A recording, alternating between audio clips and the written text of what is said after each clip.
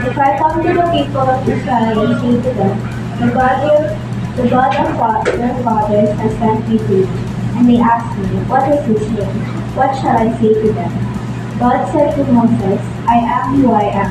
And he said, say this to the people of Israel, I am has sent me to you. God also said to Moses, say this to the people of Israel, the Lord, the God of your fathers, the God of Abraham, the God of Isaac, and the God of Jacob, has sent me to you. This is my name forever, and thus I am to be remembered throughout all generations. Purihin ang Diyos sa pagbasa ng kanyang salita. Salamat sa Diyos. Okay. I would like to praise God kasi we are in the second to the last name of God. And as we all know, again, babalikan po natin yung unang lesson. So, our God's name today is God, Yahweh, God who is for us. So, again, ilinawin ko po yung sa original Hebrew text ay 4 na letters lang yan. Tetragrammaton ang tawag po nila dyan. So the 4 letters is Yod, Ha, Vav, and Ha. Nung pinag-aralan po natin yung Psalms 119, iba yun sa mga characters po na to. And the original Hebrew has no vowels. And dahil iniwasan ito na for the Hebrew, God's name is too holy to say. Kaya, di ba, pagdating dun sa pagbasa nila, babasahin nila yung scripture, sisigaw sila ng Adonai. To skip yung word na Y-H-W-H. Now, saan ang galing yung salitang Yahweh at saka yung Jehovah? Now, we have to understand that it was an attempt na nung na-translate na yung Bible or they're trying to translate it into another language, yung Yahweh was actually the closest rendering in the English alphabet. So, so yung pronunciation na yun. And the closest rendering was actually Yahweh. And there was another translation that came out, yung word na Jehovah, still came from the same 4 letters, Y-H-W-H. Pero dahil nga walang vowels ang Hebrew words, kinuha nila dun yung vowels na Adonai, yung 4 na vowel sounds sa Adonai ng mga English translators, idinagdag nila dun sa pagitan ng 4 na letters na yun. Kinuha nila yung 3 vowel sounds, O, A, okay, sa Adonai. Tapos inipit nila doon sa 4 na letters. So naging Yehovah siya, Yehovah. So later on, as time goes by, naging pronunciation is Jehovah. So technically, yung 4 na letters na yun na Yahweh and Jehovah came from original 4-letter words. Now, until now, kasi nga iniwasan ng mga Hudyo na i-pronounce yung letters na yon, nobody really knows how to pronounce it. Right? And the closest rendering for us, the English language, is yung word na Yahweh. And actually, dito tayo inaaway ng mga Hudyo. No? Kaya galit yung mga Hudyo sa atin. Kasi binigyan natin ng pangalan si God. Diba? Binigyan natin siya ng pangalan na Yahweh. But we have to understand that language was given by God theologically as to how to express our form of worship to God. So, kaya regardless how we will call God, we will call Him. Kaya pinag-aralan po natin yung names of God kasi we will worship God in His character. At yun lang naman yung talaga paraan natin kung paano natin siya tatawagin. Pero nung nagpakilala si Yahweh kay Moses, ang sabi niya, I am who I am. Diba? So, I am, Awaha, I am. Eye, Asher, Eye. Okay? So, tapos tinanong ulit, sino ka na? Parang gano'n. Diba? I am. For the rest, I am. So ako ay ako. Diba? Sa Tagalog translation, pinag-aaralan ko yung different translation. From the time na na-translate siya sa Tagalog, ang dami ng ibig sabihin, ako ay ako, sa simula pa ay ako, di ba? Yun yung mga translation. But as we have learned the names of God, we worship God because who He is, yung character niya. So yun yung bagay na importante. Now, pagpasensya niyo po ako dahil sa aking katandaan, gumagawa po ako ng PowerPoint. For some reason, hindi ko sinaksak yung laptop. So, nung namatay na yung laptop, I was expecting dala-dala ko yung charger. Naiwan ko pala sa So, dali-dali ako gumawa kanina umaga ng basic na ano. But again, we'll go back to old school, pero we'll have to understand na I hope this will give us an understanding kung ano yung pangalan ni Yahweh and why it's still important for us, regardless we pronounce it as Jehovah, we pronounce it as Yahweh, di ba? Kaya nga mga kapatid, ito pa lang sa pag-aaral pa lang ng pangalan ng Diyos, malalaman mo na yung katotohanan tungkol sa pananampalataya. Ngayon, malalaman natin na malaking kasinungalingan ang Jehovah's Witnesses na religion. And I will say that in front of them, di ba, yung mga Jehovah's Witness na nagbabahay-bahay, kulang na lang hatakin ko sila sa loob ng pagkain. Napakipagdebate ako sa kanila. Doon pa lang malalaman na natin kasi for them, the only name of God is Jehovah. Pero one thing na hindi tanungin nyo, kung kailan lumabas yung word na Jehovah. Diba? They will not know. They will not know that it was a product of English translation, not an actual name of God. Kasi walang nakakaalam kung paano i-pronounce. Diba? Ang sinabi lang ng Diyos, kung tutuusin yung tunay na pangalan na binanggit niya, yung tunay na pangalan na binanggit niya, Esher, Esher. I am who I am. Diba? Yun lang. Diba? Yun lang yung talagang ni-reveal yung pangalan. I am. Diba? So, doon pa lang malalaman mo na sa simpleng pangalan pa lang ng Diyos na pag-aaral natin, malalaman mo kung ano ang katotohanan tungkol sa pananampalataya natin at sa pananampalataya ng iba.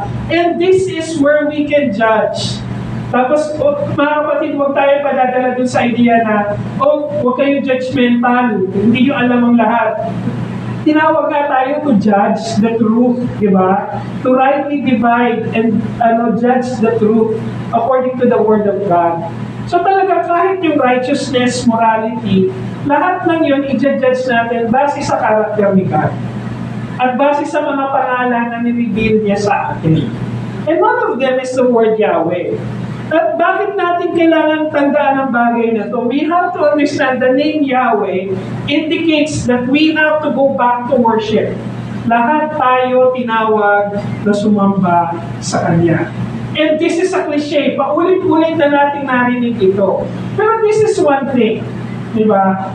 Sinabi rito, God said to Moses, I am who I am. And He said to say this to the people of Israel, I am who has sent me to you.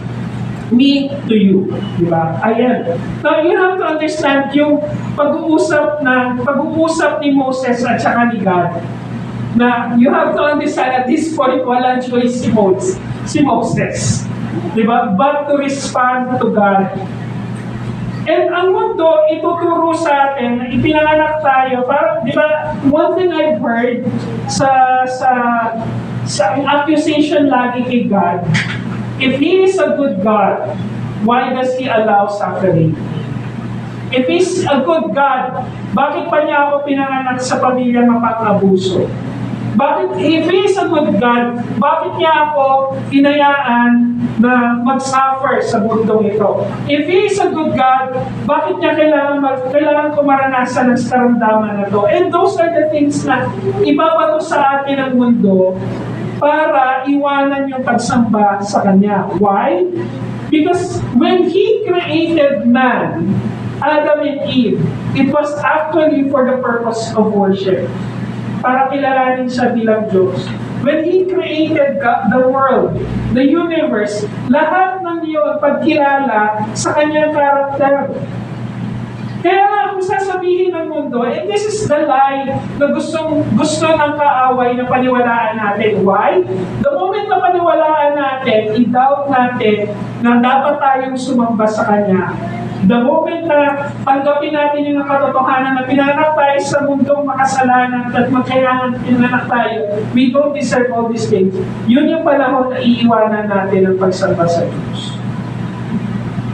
Kasi we are created to worship God. We are not designed to receive glory. Kasi sa Kanya lang yun. Diba? And the moment na tanggapin natin yung katotohanan na, oo, pinanganak ako para maghirap. Diba? Pinanganak ako sa makasalanan mundo. Pero hindi naman natin kikilalanin kung bakit tayo pinanganak sa mundo ito. Yung good side nun, then, iiwanan talaga natin ang pananampalataya. And naikwento ko sa inyo yung batchmate ni Billy Graham na si Charles Templeton, na ito yung bagay na reason kung bakit niya iniwan yung pananampalataya niya. The same thing with the great author Joshua Harris. Kasi sila hindi masagot yung idea na, ganun pala, bakit ang Diyos, hinayaan ng Diyos ang makasalanan mundo? Bakit hinayaan ng Diyos na mag-suffer ng tao? Pero ito ang konsuelo ko lagi sa sarili ko. Sa dinami-dami ng unit ng galaxy sa buong mundo, at sa dinami-dami ng stars, na uncountable, at sa dinami-dami ng buhangin sa dagat, at sa bilyong tao sa buong mundo ito, kasama ako sa nilikha ng Diyos. That should be enough for all of us to understand na dapat nating sambahin ng Diyos. Hindi ko na iisipin kung bakit ako naghihirap, hindi ko na iisipin, kasi the fact pa lang na yung lumikha ng sandaigdigan, lumikha ng universe, nakasama pa niya akong maisip para ipanganak sa mundo ito, hindi pa ba enough yun for us, to all of us, to kneel and worship God? Ito yung patuloy tayong ibinabalik ng Diyos sa Kanya. Na ganito ko kayo kamahal. Na sa dinami-dami ng mundong ito, di ba? Sa dinami-dami ng mundong ito, bakit tayo naririto? Diba? That's a good question. That would be enough for me to know na merong isang makapangyarihan na nakaisip sa akin para to form me, di ba, yung intricacy ng katawang ito, di ba, hindi man siya magandang tingnan sa ibang tao, di ba, pero yung intricacy ng pagiging tao mo, may nakaisip nun.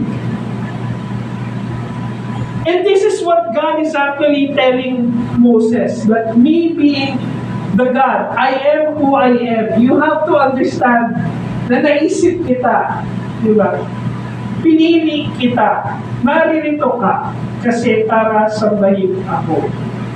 And that alone is enough for me. Hindi ko po masagot lahat. And I'm comfortable to saying, I don't know. I had a chance to, nung pumunta po ako sa convention, I had a chance to sit down with an old friend. Na pastor. Actually, siya yung nag-altar call nung college student ako to commit to God to be a full-time worker, full-time in ministry. Siya yung nag-altar call noon, kaya nga ang biruan namin lagi. Ikaw kung may kasalanan kung bakit pastor ako. Diba? Dapat hindi ako nag-respond dun sa altar call na yun, diba? And from then on, hindi ko kayang iwanan yung idea that I need to serve God. Diba? And he take it as a pride. Sabi niya, well, sino ba naman makakatanggi sa aking altar call? You know, Pastor Garvey. Knowing Pastor Garvey, I mean, he's a really a good friend, a dear friend. Pero sabi niya, nag-uusap kami sa theology. And this is a pastor who has been pastor for more than half of his life. Diba? And at his 60s, sabi niya, maririnig ko sa kanya, nasasabi niya, at this point in time, sa dami na nabasa ko, sa dami na naranasan ko, I'm comfortable to say that God is a perfect God and there are many things that I don't know. uncomfortable saying that. Hindi natin may papaliwanan bakit may taong mamamatay sa karamdaman, bakit may taong mamamatay sa trahedya. Pero the fact na ikaw ay nabuhay sa mundong ito, mayroong isang makapangyarihan na nakaisip sa iyo. Nabuuhin ka sa mundong ito. And that should be enough for us to worship. The name Yahweh indicates that. The name, sabi nga nung sinabi ni Yahweh, Eye Asher Eye, I am who I am. Di ba? Sa akin, iniisip ko, napaka-makapangyarihan noon na kung sino man ang Diyos na hindi ko naiintindihan, pero siya yung Diyos na lumikha sa akin. That should be enough for me to worship Him. Diba? Kaya nga, mga kapatid, God's calling for us to know Him does not start from who we are. Kung naririto tayo dito ngayon, it's more than our sin who called us to be here. Because we are called to worship Him sa simula pa lang. Lahat ng bagay magsisimula kung sino siya. Doon lahat magsisimula kung sino siya. So kung ano man ako ngayon, ano man kayong lahat ngayon, at naririto tayo, that should be enough to understand when God claims He is who He is. I am who I am. Then lahat tayo tinawag to declare and to be called to worship Him. And we have to understand when we say worship, mga kapatid, we are called to worship Him. Hindi ito limitado. You have to understand, hindi ito limitado sa pagpunta sa church. Worship is who we are designed to be. You have to remember that. Worship is who we are designed to be. We are designed to acknowledge the one true God. Yun yung design ng katawang ito. Yun yung design ng utak na to. Diba? And if you will use this body for other purpose and for other design, masisira po ito. Diba? Just like a simple tool. Diba? Meron po, tuwan-tuwa ako one time, bumili ako ng drill at saka ng angle grinder. Dito talaga. dito. Yun na yung mga bagay na natutuwa akong bilhin. Diba? Hindi na yung mga devices. Tuwan-tuwa ako sa mga tools. Diba? One time, ginagamit ko kasi wala ako, nasira yung angle grinder ko. Hindi kailangan ako bakal na putulin. Sabi ko, itidrill ko na lang, tapos pipilitin kong baliin. Diba? If you use that tool na hindi naman ginamit para doon, ano mangyayari? Kasi sira yun, di ba? Ilang beses na ako nakabali ng drill bit. Pero pinipilit ko pa rin putulin yung bakal sa pamagitan ng drill. Di ba? Di ba parang sa sobrang katangahan ko, hindi ko pa masira yung drill. Di ba? It's the same thing with our body. The same thing with our mind. Di ba? Kaya nga lagi kong sinasabi, lagi kong warning sa mga kaibigan ko na sa mga mega church na musician. But you have to remember, we are not designed for glory. This body is not designed to accept glory. Diba? Hindi tayo designed for that. Diba? Imagine mo yung isang, naalala ko, meron po akong kilalang kaibigan namin na nawalan siya ng charger ng telepono. Pinilit niyang gamitin charger. Dati yung mono charger pa, yung bilog na pinapasok sa mga lumang telepono. Pinilit niyang ipasok yung charger ng laptop yata yun. Ano nangyari doon sa set? That's the same thing when it comes to God and His glory. We are not designed for that. And when God called Moses to be His voice to the people in Egypt, pinapakilala niya kung sino ka. Pinapakilala niya kung sino siya. At yun ang dapat balikan ng tao. Kasi yun yung nakalimutan ng Israel nung nasa Egypt sila. Sino pa ang lumikha ng lahat ng ito? Because of their suffering, di ba? Because of their suffering, they have forgotten God. The true God. Yes, ang equivalent niya sa modern time ngayon, nominal Christians. Ano ibig sabihin ng nominal Christian? Kristiyano ka lang pag nag-fill up ka ng form. Di ba? Pag tinatanong mo, ano yung religion mo? Di ba? So, and one time si Shiloh, di ba, kailangan mag-fill up ng form. So that is what do I need to put here? And I praise God that He struggles to write kung ano ba yung dapat yung religion. Diba? Kasi we are not for the religion. We are, again, it's a cliche, pero yung pagsamba natin, relasyon yun.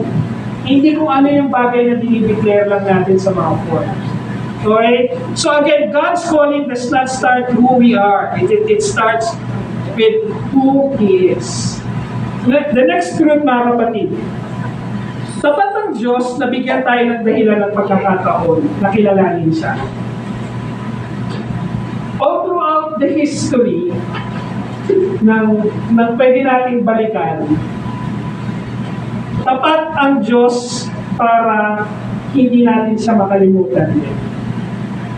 Diba? And for most of the time, ang lagi nating sinasabi, wala yung presensya ng Diyos sa atin. Hindi naman nawawala ang presensya ng Diyos.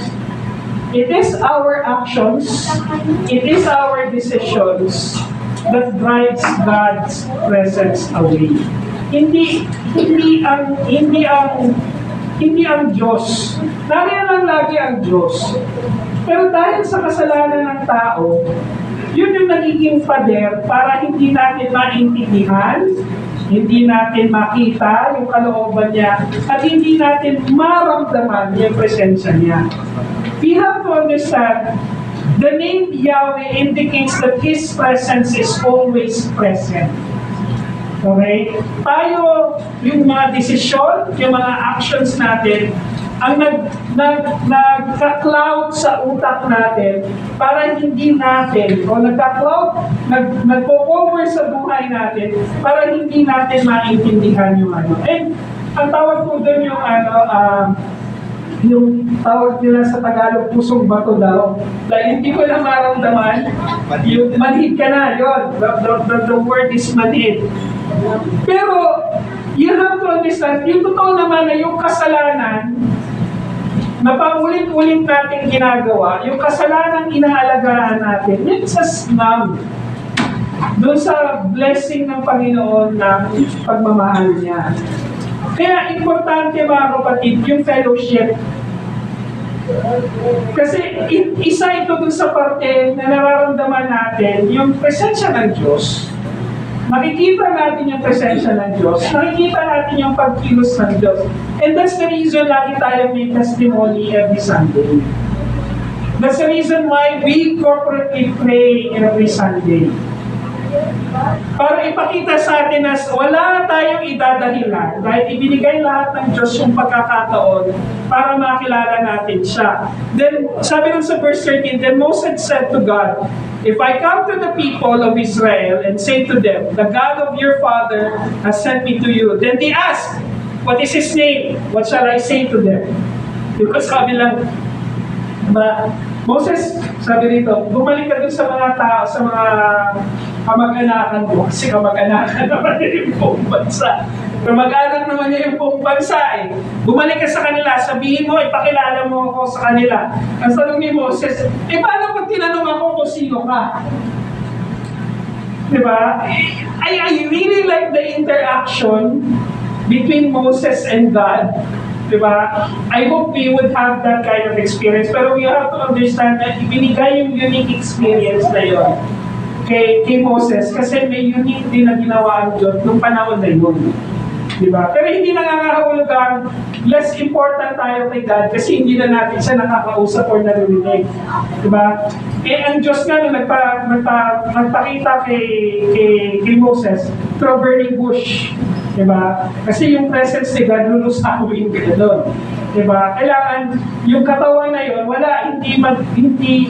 hindi mag-survive sa presence ng Panginoon.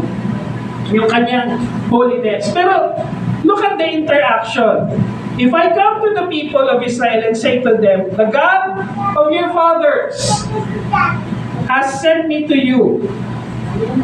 Ang iniisip ni Moses, lalapit ako sa inyo, pinadala po ako ng Diyos na sinasamba ng inyong mga ninuno.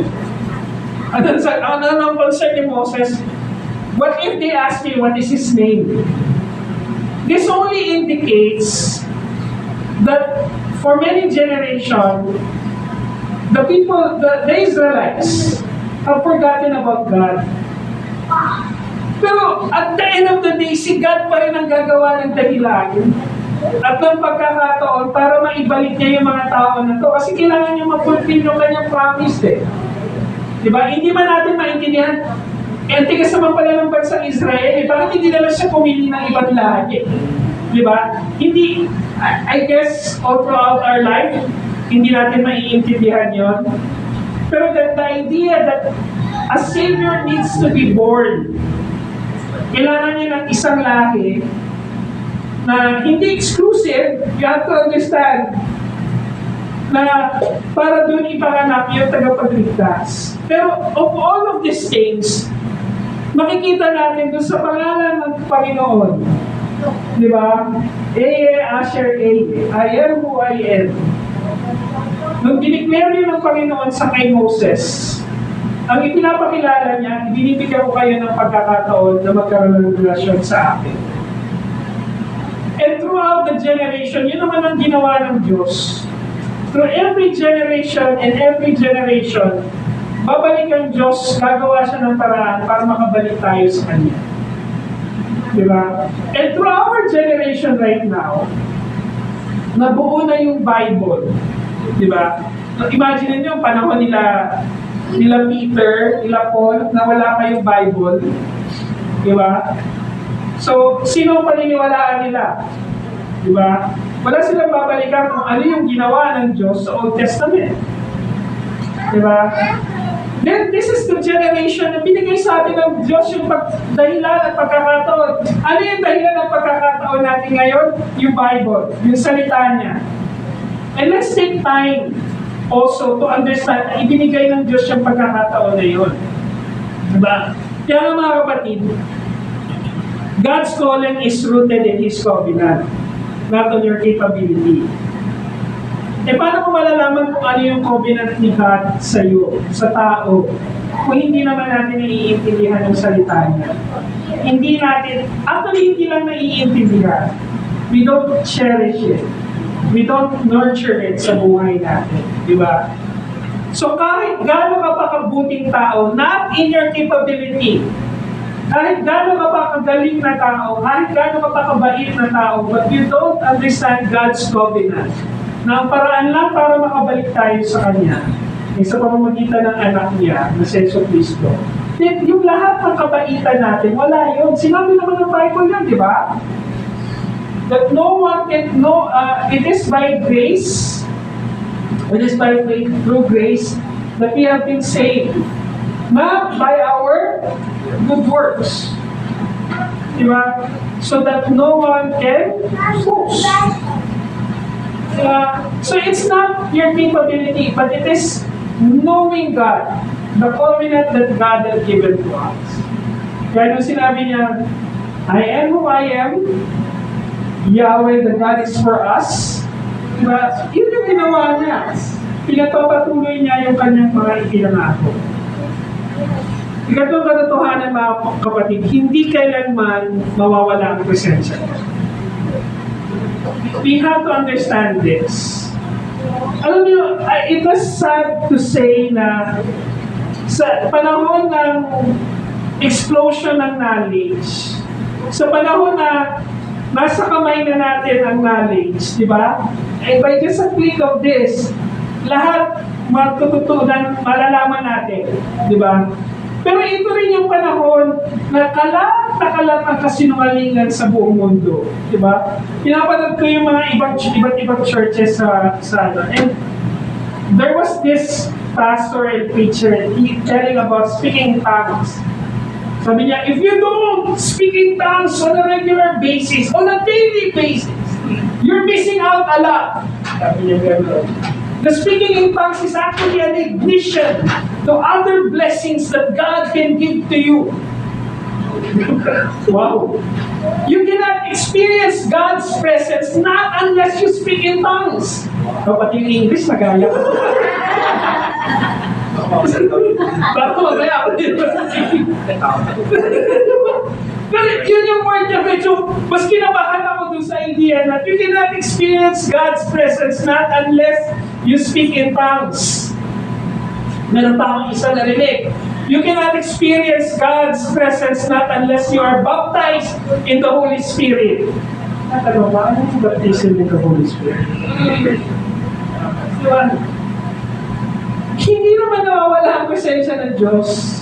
The fact that the earth still goes around the sun, di ba? Rotate 365 days. Di ba? Parang, nandyan pa yung araw, na buhay tayo. Yes, may mga trahedya nangyayari. Pero that proves na hindi naman nawawala ang presensya ng Diyos. That only proves na ang tao, ang pumipili na layuan ng Diyos. Diba? And si God pa rin ang gumawa ng paraan. Pinili niya si Moses, lumapit ka sa mga taong ito, ipakilala mo ulit ako. Diba? Nakakahiya naman na isipin na yung mga bagay na to, parang hindi ba enough na pakilala na itong mga to, lahat na nakikita natin sa paligid presence ni God. Sabi nga, God's presence makes us calling possible. God's presence makes us possible for us to know Him. Diba? So, not our strength, but His presence is actually the one that draws us into Him. Kaya nga, napapascinate ako mga kapatid doon, missionaries kami.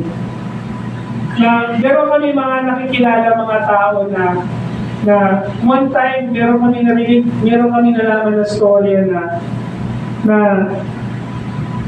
napakabait niyang tao. Pero for some reason, nung naging Kristiyano siya, doon niya nalaman na, sabi niya, lahat pala ng ginawa ko sa buhay. Bali wala pala. Diba? All throughout pala na hinahanap ko si God, nandyan lang siya. It just happened that I didn't know where to look. Diba? Totoo naman. Kaya naman tayo pinadala ng Diyos sa kapitbahay natin, sa kamag-anak natin, sa ibang bansa, para tulungan din yung iba na hanapin yung presensya ng Diyos. Kasi hindi naman sa pamamagitan ng sarili natin strength. I'm not a Christian simply because nahanap ko sa Bible na, kailangan mo maging Kristiyano. No. It was actually a journey for me. It is not on my own strength that I've learned about God's presence. Because there all throughout the time. Alam niyo ba, nung lumalaki kami magkapatid, pareho naman kami may takot sa Diyos. Di ba? Kami magkapatid, tinakot kami ng mga magulang namin doon sa pamamagitan ng mga libuto na nakadisplay sa bahay. Di ba? All throughout, di ba? Na parang wala na ako sa bahay, wala doon yung gagawin ko lahat ng gusto. Pero na-realize ko na hindi pala gano'n ang presensya ng Diyos. Di ba? Na hindi mo pwedeng pagtaguan ng Diyos. It is not through our strength that we will understand who God is. Pero gagawa ng Diyos ng paraan para tawagin tayo sa Kanya.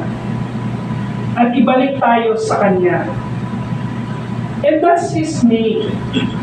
One of His character is He is an all-pursuing God. Yung God is for us, He pursued us all throughout. Diba yun yung sinasabi na ang Diyos na nakasama, kapiling natin. Ang Diyos na nakikipaglaban para sa atin. Diba? Sinabi ko last week, diba yung pag-ibig na nakikipaglaban, pero hindi pinipilit.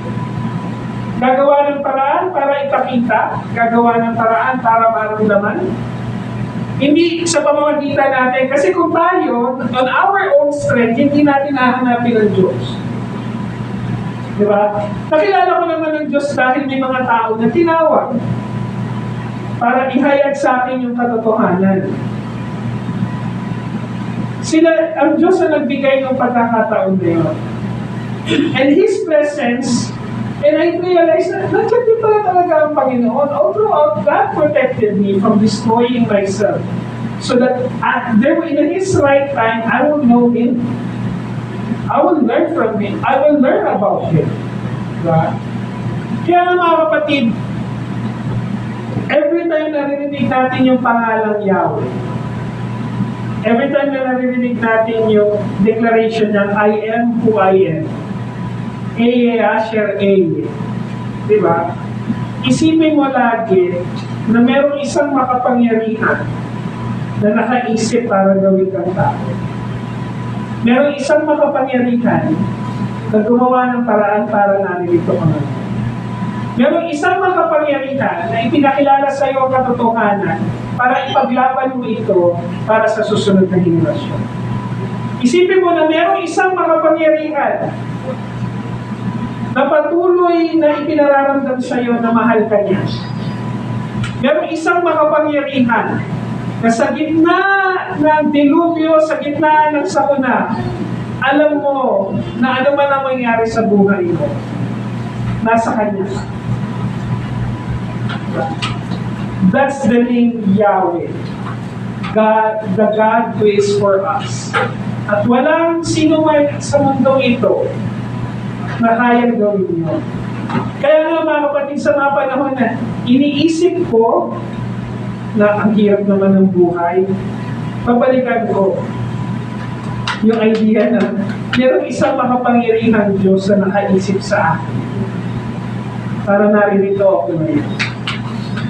Diba? Yun yung konsuelo ko. It might be a consolation again, pero that keeps me going, mga kapatid. Diba? That keeps me going. That keeps me seeking God. And that keeps me saying na may mga bagay pa rin akong kailangan malaman at maintindihan tungkol sa Kanya. Kaya mga kapatid, let me close with this. God called us to stand on His name. Because this is the foundation of everything. The foundation of everything that we believe in is who God is. Diba? So, babalikan natin yung unang declaration natin nung sinimulan natin yung pag-aralan yung kanyang pangalan. We still have one more. Pero His name is our calling. Our calling to go back to Him, our calling to serve Him, our calling to worship. Manalangin tayo.